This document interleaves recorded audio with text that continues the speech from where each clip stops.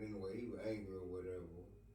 And Sylvester, he stayed like in a abandoned house, but he worked. We ran a freaking the truck stop where clean trucks or whatever up by where Sylvester stayed in the house there. So he'd go out there and earn ass of money just polishing tanks or whatever. So sometimes we borrow money and do that little exchange or whatever, or we get this little dope from him.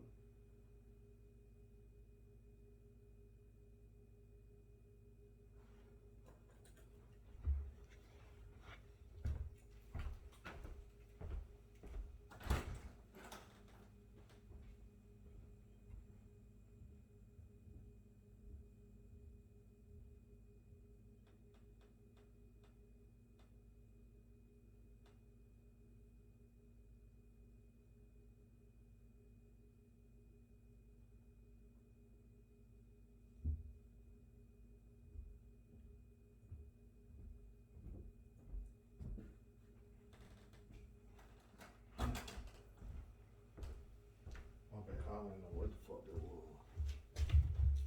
Okay. But we get this little weed or whatever. But around that time, Hold on.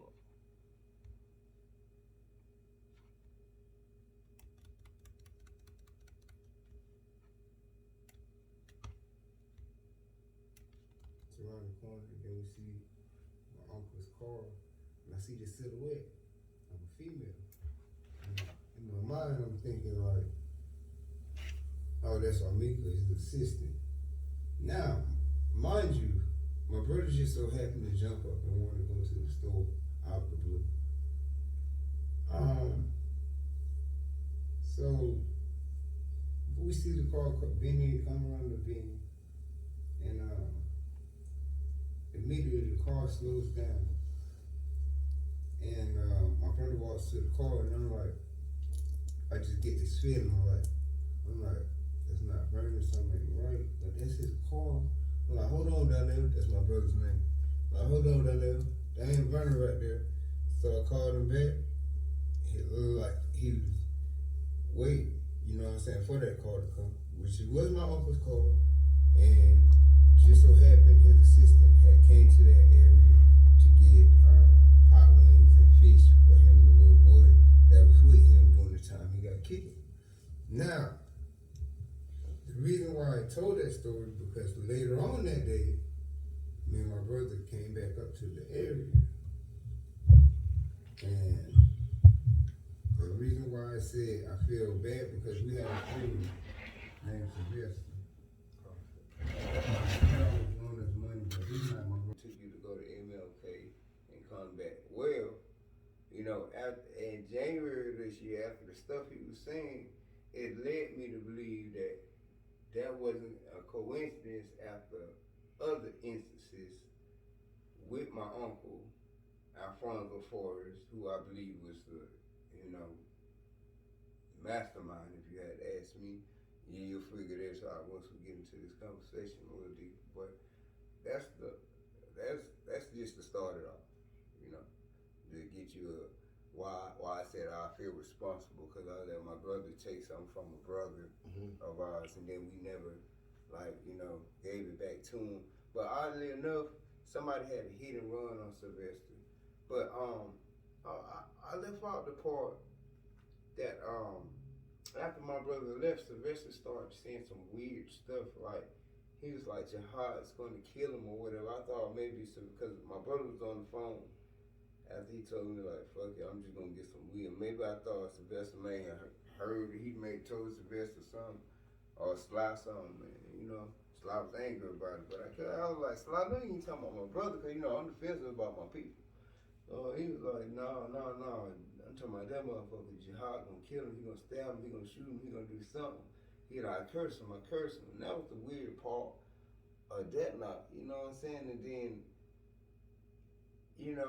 later on that night, after me and my brother got back to the house, I guess it was around like 11 or something. Me and my brother got back to the house. Like 11:15, 11. Well, no, that's what time about 11:15, 11:20. by the time we got back to the house, or something like that. I'm guessing, cause it was the last bus, but it was on the was it on the weekend? Maybe it was. I don't remember. But he got back on the last bus. Anyways, we got back to the house, and my grandmother gets a phone call for somebody says your son's dead. And then next thing you know, the detective by the name of Meadows, I believe, he calls and he was like, he gave a whole cop speech like, blase, could you come downtown? And we have something to deal with Vernon Forrest. So my grandma was already in a panic because somebody had just called and said your son's dead. You know, at that point, you know, this is after we get back to the house now. The reason why I wanted to start off with that point is because all of this about the cars that we saw, or what the car that we saw when my uncle was killed and robbed at the store, and he chased the dude. He only had one bullet in his gun. When they found his gun, or when we got his car back, or whatever, because his car was part of the crime scene, but nobody went inside it, but he was robbed at his car. But when we found his car, we found all of his bullets thrown under the seat, and just so happened his stem valve was pulled out of his car. Now, I've talked to a lot of mechanics, and they say that does not happen unless you like get a utensil and pull them out or whatever. So I'm thinking for myself, I'm like, at what point could this have happened? Because I just had a conversation with my uncle about he had a big titty on this tire over here. He drove a 2009 Jaguar. And I had a company, it was specifically designed for him. He got it before the motherfucker came out. The shit was fly. It had all the cameras, bells, and whistles that they have now, back then. But, you know, he had a big titty on the side because he just fucking speed and hit curves all the fucking time. He just fucking loved to fucking drive fast. It's just him. So, I don't never check, but just like days before he got killed, I was like, Vernon, man, we were sitting in the car after he had this like amazing speech to me. I was like, Vernon, man, you need to fix that tire over there. You know what I'm saying? He was like, I was going to. I tried to get Mickey to do, but I'm taking her there and get it fixed. And way by and by, we figured out he did have it fixed. So he had just went to, I believe it was a Tires Plus or something, and they checked all his tires to make sure it's 2009 Jaguar. They checked everything. So how the stem, there's only one point in time that the stem valve could have got pulled out of his tire, and because he had just got it fixed, like either the day of or the day before him getting killed or whatever. It was mathematically impossible for the tire on the other side to have a stem valve leak where you got to keep stopping, putting air in. You know, it was completely pulled out. You know, so but anyways. I surmised that it had to be somebody to call my uncle down there and meet him down there in the path that bus went in the train station. It was like directly from Pryor Street. So what location is this at? It was McKennaville. He got killed in McKennaville. McKennaville. I'm not familiar with that. It was down Pryor Street, down by the police station and all that. Yeah. Okay. It's down there. But it's a straight shot Garnett and all of that once you leave over from by MLK. Okay. Which where the buses rolled into off it. Okay, so near MARTA station. Yeah, the MARTA station. I'm trying to think, cause you know, I used to stand on. I'm trying to think what MARTA station. This the one over not You said MLK, so it's here. Yeah, it was what is it? Hamilton E. Hamilton E. Yeah, Hamilton E. So yeah, that's what I'm. This is only speculative now. Mm-hmm. As far as you know, when he got on the bus and left after we talking about your brother. Yeah, we're talking about my brother. We just separated and said I'll be back, and I was left there with the guy saying I want to kill somebody. Your heart's gonna kill somebody, shoot somebody, stab somebody. And then I felt that weird. I felt offended, so I just, you know what I'm saying. I stayed for a couple. You got a bit. Excuse me yeah. for y'all. No problem. I've been up. But yeah, that's basically, you know what I'm saying, that night. But I wanted to start off with that part about feeling responsible. We didn't bring Sly's money back or his drugs, whatever my brother was supposed to get in that night. And I felt like, you know, as far as the karma thing, however you do somebody, I felt like us doing somebody who didn't have anything, who just always look out for us. You know what I'm saying? Like they came back, but the weird shit never registered about the jihad shit. But that's just with him. You know, that's just my brother. We got to start at the beginning. You know, the beginning is, we'll say, around January, I guess, 2009. Both of my uncles fell out. Alfonso and Vernon, they fell out, and Vernon felt like Alfonso was trying to use him, so he was cutting him out of everything, out of his trust fund and everything. So because he got back with his baby mother after he had did so much stuff, and when they separated, and my uncle was anticipating Alfonso running a lot of his businesses along with my other uncle and aunt, who, you know, well, not getting the family business, but he's going to be working in depth with Vernon and some of my other family members. I feel like that. Needless to say, they fell out. They fell out right after. I'll say about January, February 2009. Like 3-4 months before he got killed. It got to the point where Vernon went around telling his friends if anything ever happened to me, check my brother. And then he went to my uncle, allegedly, sent death threats to Vernon via text and phone calls, to the point where, you know, they just fell out bad.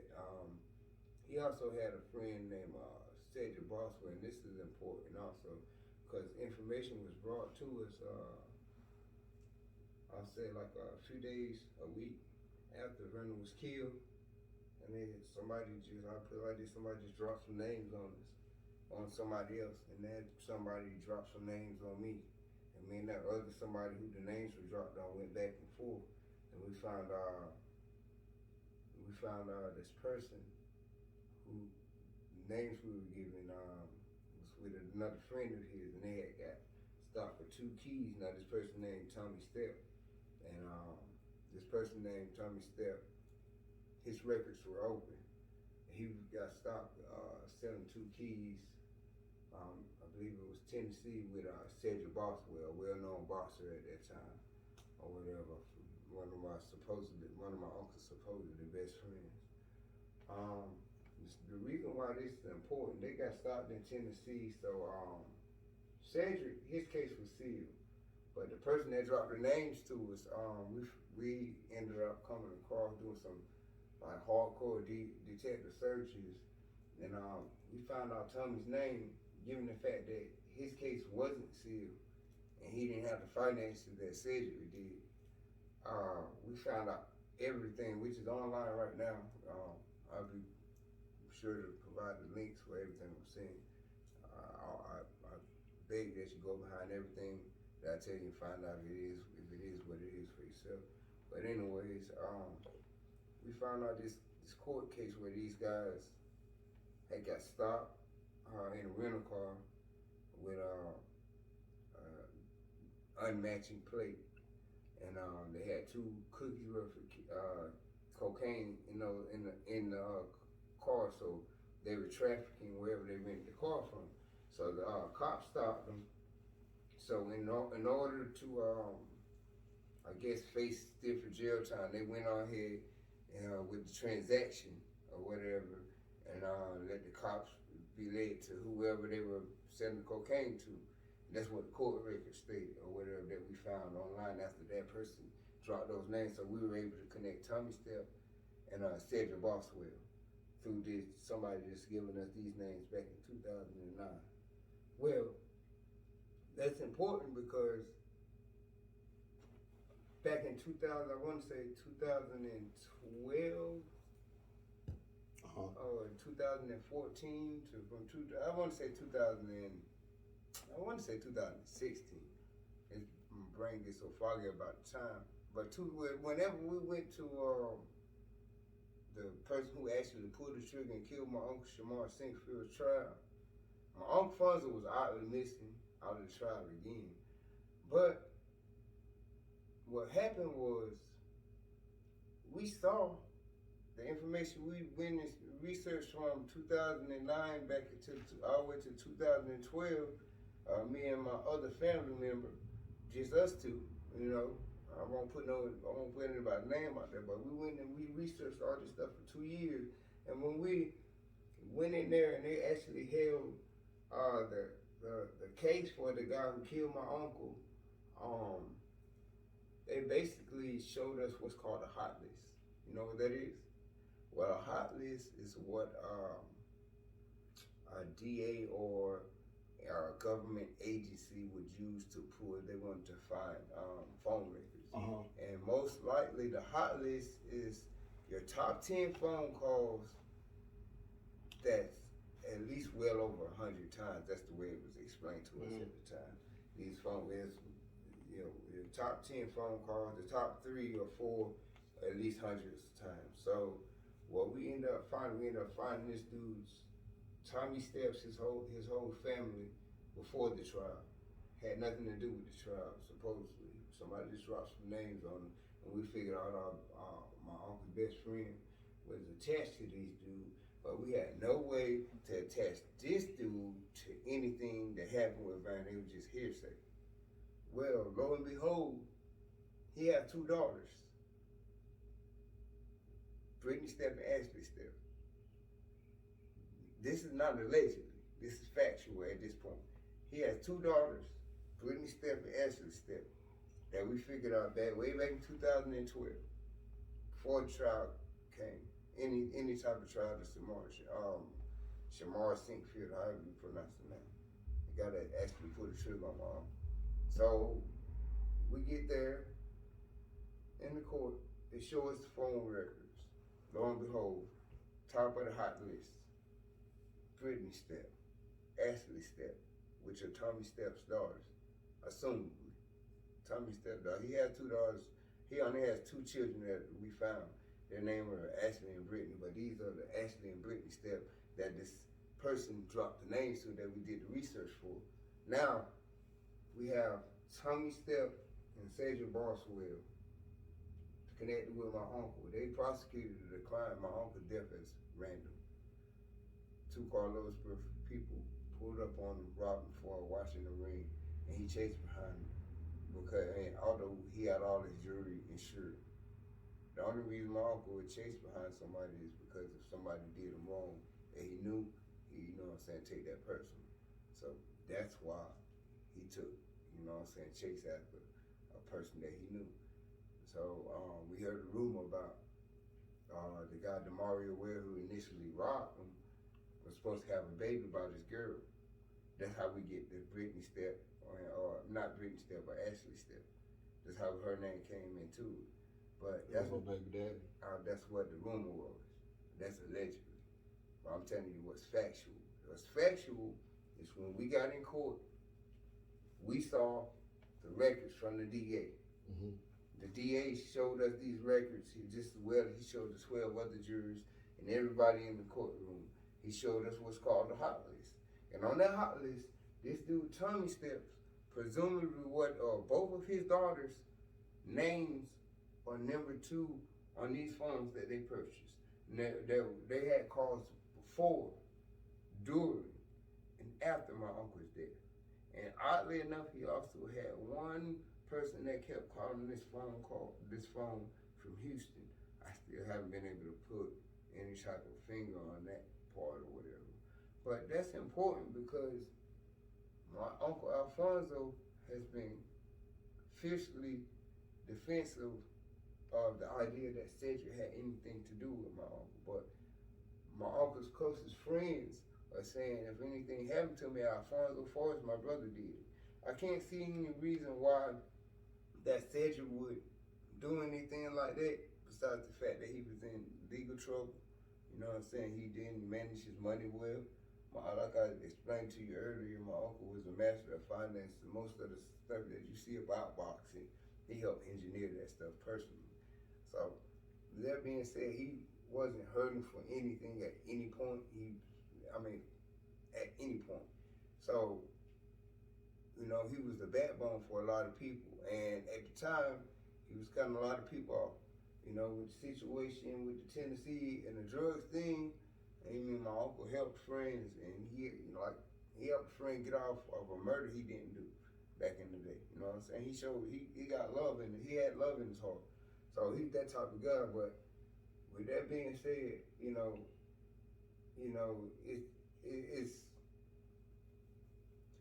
it's too much.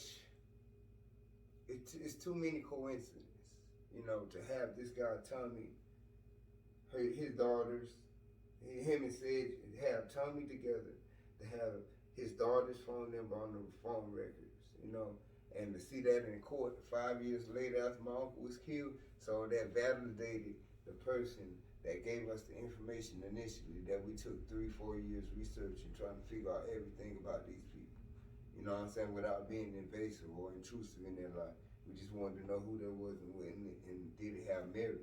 We know it had merit because it was something that this person brought us, this guy Tommy's name, and they were jammed up with Sid, his best friend, my uncle's so-called best friend. You feel me? So we knew it was something with that part, because they said it was something that, he had a boxer friend, and all kind of rumors. It was all kind of that he was supposed to be kidnapped. But anyways, we get to court and we see that, and that was the most that's jaw dropping, and that made me realize why my uncle did a lot of the strange practices that he even when my uncle got killed, Vernon got killed, Alfonso came up to Atlanta with wads of money. He was like, I got so many hundreds, I can wrap them around everybody and make them a bill. And then all of a sudden, that money was missing. There's a payoff from the DA. There's a payoff at that time. Paul Howard, whose offer was proven to be corrupt, there was a payoff. Who was that? The DA, Paul Howard, the Atlanta DA.